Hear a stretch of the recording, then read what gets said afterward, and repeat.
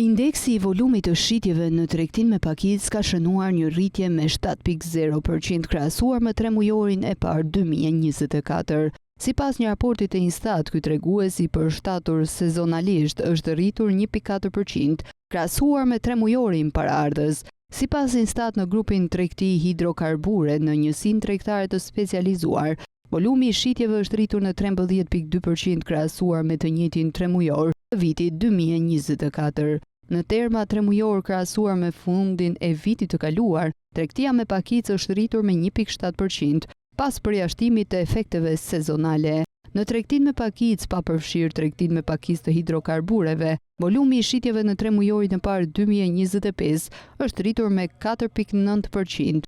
Kundrejt 3 mujorit të parë të vitit 2024. Në grupin tregti hidrokarbure të njësisë tregtare të specializuara, volumi I shitjeve është rritur në 13.2% krahasuar me të njëjtën 3 mujor të vitit 2024. Në 3 mujorin e parë të vitit 2025, volumi I shitjeve përshtatur sezonalisht në grupin tregti me pakicë, pa përfshirë tregtinë me pakicë të hidrokarbureve, në njësi tregtare të specializuara, është rritur me 1.7%.